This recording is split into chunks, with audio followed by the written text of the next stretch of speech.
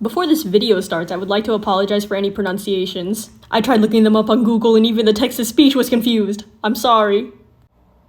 Hi, this is my first full-form video I'm releasing since Flood Escape 2. I wanted to share my journey on making my own story.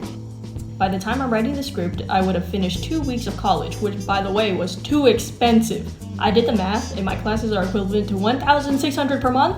They are robbing me for breathing and they have the audacity to warn me about muggers on the street? My school's great, I'm only half kidding. Anyways, my world building class gave me an assignment about creating a world. And to preface, I've had this idea to base a story on Vietnamese mythology for a while now, but I haven't had a good excuse to do so. Until now. Nobody has ever done this idea, I'm a genius. I actually don't have any speed paint, so I'll draw some pictures to illustrate my points. If you didn't know, the Vietnamese people came from 2 individuals, Ao and Lac Long Wong. I'ma call them Long for short. A crane woman and a dragon lord respectively. Despite living lands apart, they hit it off. They soon got real freaky with Ao popping out an egg sac containing 100 baby boys. Ew. And under the guidance of both parents, they soon all matured.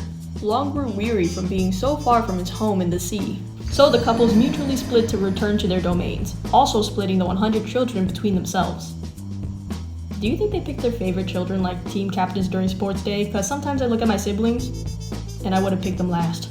Anyways, I digress. With the 2 groups separated, the children learned different things depending on which parent they went with. Those that returned to the mountain learned to grow fruits and become nurturing leaders, while the ones that returned to the sea learned to fish and grow rice.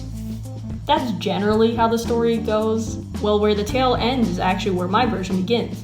1,000 years later, the 2 parents are nowhere to be seen, but in their place, shrines and structures are built in their honor. Unlike real life, those that stayed spiritually close to their predecessors, either in the mountains or in the water, eventually took the traits of their respective parents, which created a species of crane and dragon people. By their natures, the 2 groups eventually drifted apart, not willing to reach out. Why does this matter? Well, Long's domain is an underwater volcano, which not only represents his might, but also serves as a barrier to keep a certain fish demon in the deep sea contained. Unfortunately for them, the volcano halts one day, shattering the barrier and freeing Ngu Thun, a giant demon carp. As the oceans are bathed in crimson red and shimmering gold, the dragon people in the water are getting slaughtered and the crane people are starving as the demon carp ravage their only food source, that being fish. In the present day, the 2 groups must refamiliarize themselves with their other half and work together to bring this generational cancer down. Well, that's it. Of course, I've left out a lot of details, but between you and me, I haven't sorted all of them out yet. What do you guys think? I'm gonna be honest with myself, this entire story has been an excuse for me to draw creatures. I love creatures, and man, there are a lot of those in Vietnamese mythology. On a side note, when we were discussing our worlds in world building class, a non-insignificant number of people picked some sort of dystopian setting. Nothing wrong with that, but I found that funny. Okay, bye now. Oh my god. Ao and Lac Long Wong.